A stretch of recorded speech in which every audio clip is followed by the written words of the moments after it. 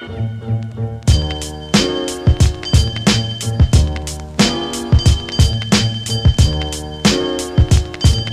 back, motherfuckers. I feel like you guys thought maybe I wasn't going to do it this week, but I'm back.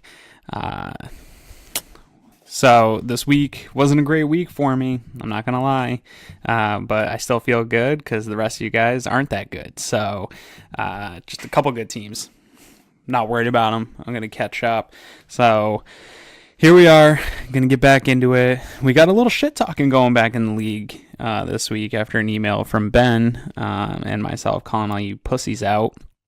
People started talking again. Not everybody. Haven't even heard from Total Mayhem at all this year. Don't even know who that guy is, but playing him this week. So we'll see if he gets some shit talking going. Oh, what is this? We got a call coming in.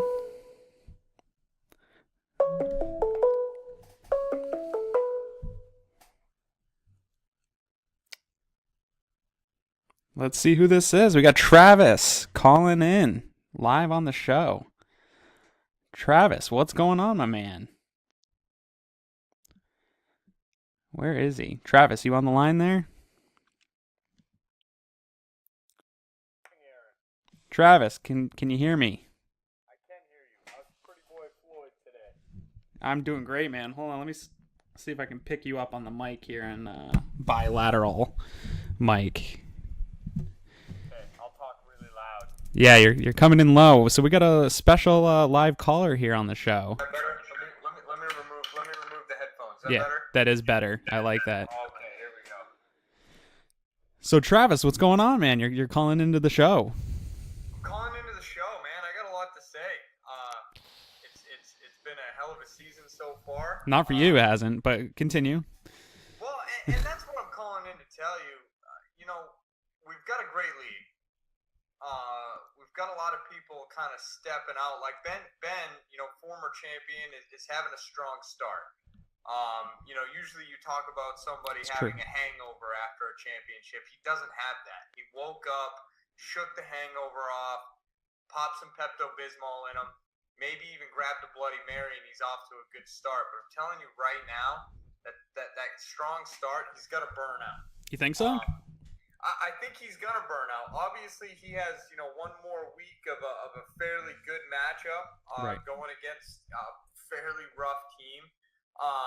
But my prediction this early in the season is that you really want to watch out for those middle runners, those guys from, 4th to 8th that are just kind of hanging in there, figuring out their teams.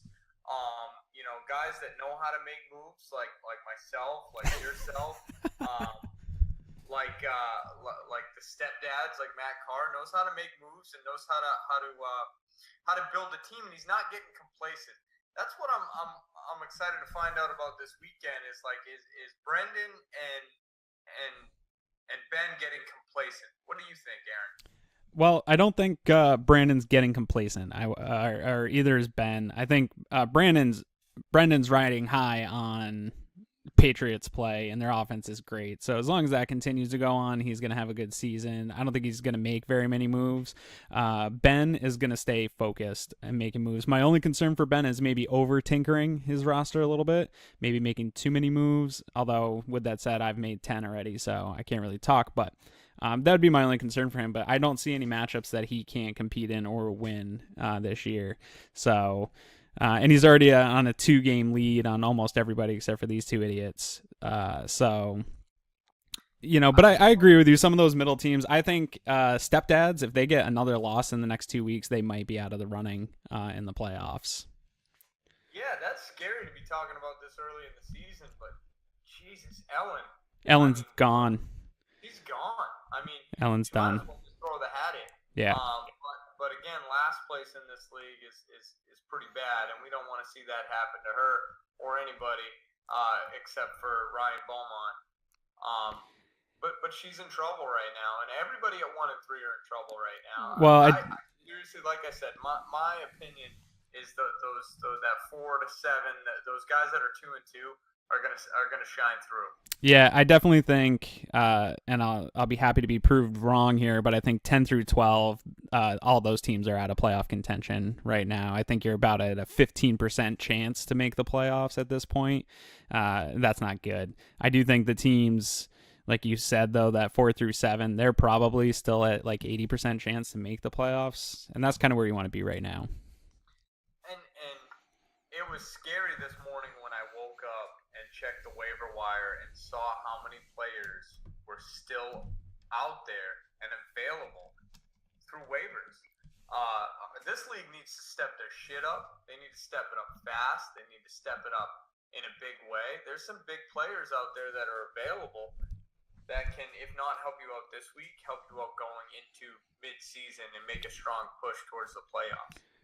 Yeah, well, you got the buys coming up too, so I'm surprised here. Total Mayhem hasn't made a single move this year. Also, has not been involved in any of the shit talking. So still at 2-2. So they're definitely not doing something wrong necessarily, but not impressed with their involvement.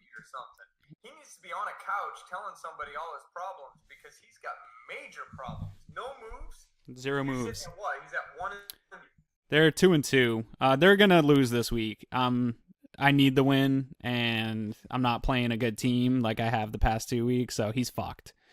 I'm definitely going to destroy him this week. So, and he's got to make some moves because he's got players not even starting.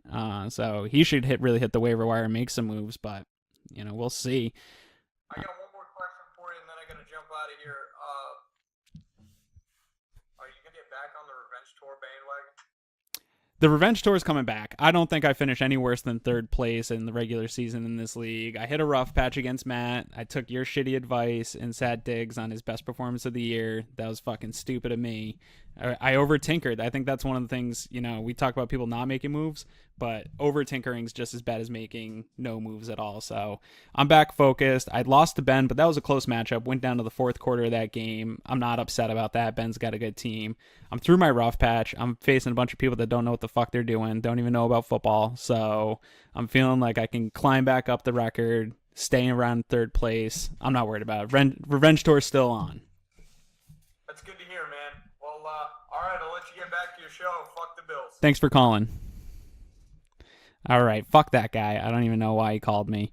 But let's get back into it real quick. We're going to do a much quicker rundown than normal here. I'm running out of time.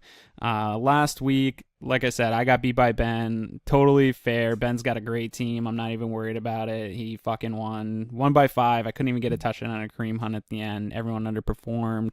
Hareem Kunt pulling out a big victory over the Clopper. I think those guys are out of it. I really don't think they have a shot to make the playoffs this year. Just maybe some upset spoiler games that they can pull out. Beaumont, struggling, man. These teams, again, underperforming. 86 points, not good. So, taking the loss there. Aaron is a bitch. Brendan, still staying strong, man. Not leading the league in scoring this week, but a very strong performance. Ellen finally gets over 100 points. Can't do enough to necessarily pull out a victory, though, and I think she's out of it. I think 0-4 is too tough to climb out of. I can't see you making the playoffs at this point. Sorry, Ellen. People should be looking to Ellen's team for trades, try to beef up their rosters a little bit. Stepdads, 1-3, pulled off that victory on me, but couldn't do it in a close matchup here with Darren. Finally giving Darren a win. Still think Darren's team's out of it a little bit, not scoring a lot of points even in a victory. So maybe he can prove me wrong, but I'm not seeing it there. I think those final 3 teams there, like I said, probably out of the playoff run. I think you're sitting at between 10 and 15% chance to make the playoffs if I had to do some analytic guessing. Mayhem, going 2-2, not a great matchup here, but Jeff keeping his team at 3-1, staying right there in third place. Jeff's definitely a team to watch out for. He's not talking a lot of shit this year, but he's definitely there doing his thing. So we'll see how that brings. Let's go to the next week here and see what's happening. I'm up against Total Mayhem again. I'm not too worried. He's got some moves to make here. I've already made my waiver wires for the week, so I'm feeling pretty good about my team. I got Matt Ryan on the bench, but on a bye, so made some replacements there. I'm definitely vulnerable again this week just because of that waiver issue that I'm having, but I think I'll be able to take this. If this projection stays even close to this, I'm pretty confident I'll take that win and get myself back up towards the top here. We got Hareem Kunt versus the Stepdads. This is a critical game for Matt.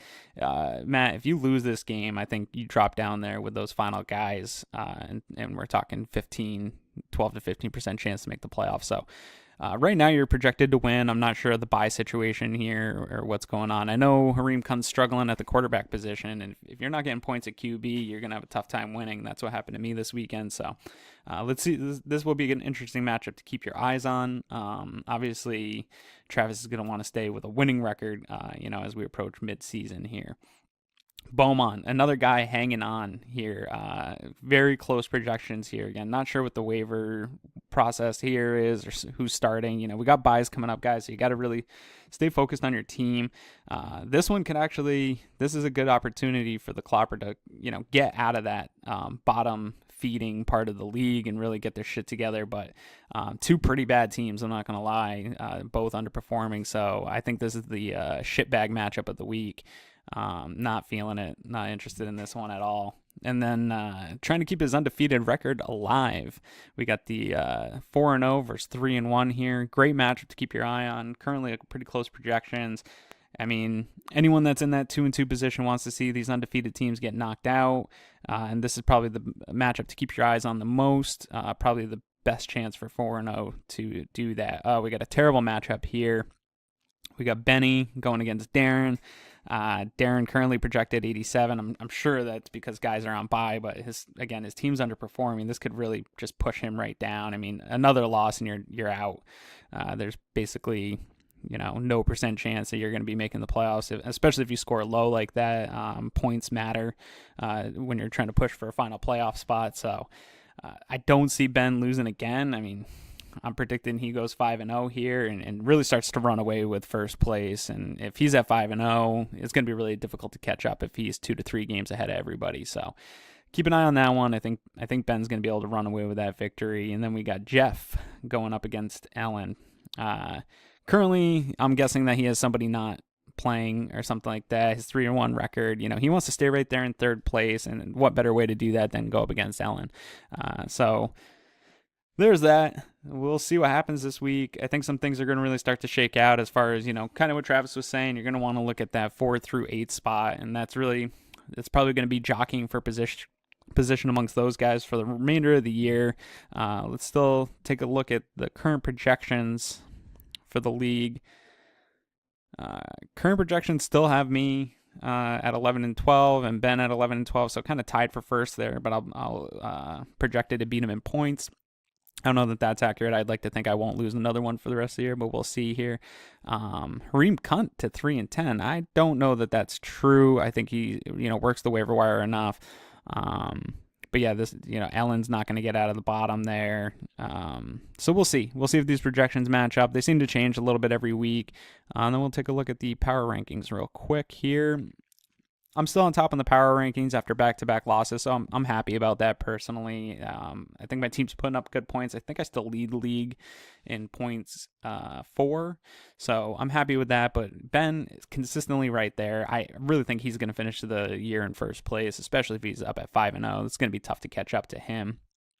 Interesting enough, Darren is in third in the power rankings. Not really sure. I'll have to look into that, where that's coming from, but if that's true, he's probably the biggest underperformer of the year, because Aaron is a bitch, has an undefeated record and has been putting up big points. So I would think he'd be in the top 3, but I'll have to take a look at that. But down here at the bottom, Hareem Kunt, that terrible roster, man. You got to get on your shit. You got to wake up, feel inspired, do your push-ups, eat your vegetables, and get your shit together, bro. I don't know what's going on, but I don't like it. So that's the wrap up this week. I didn't get to make fun of you guys as much as I would have liked to. I can't really talk because I lost 2 in a row, so fuck all of you. I really don't even care anymore. I do want to see a little bit more shit talking though going on, and not just personal shit talking about each other's teams, talking about the matchups. You got the app, you got the emails. Let's do it. That's almost the best part of fantasy football. So I know everybody's busy, but it only takes a second while you're taking a shit to talk some shit. Shitting and talking shit. It's what we do. Peace, motherfuckers.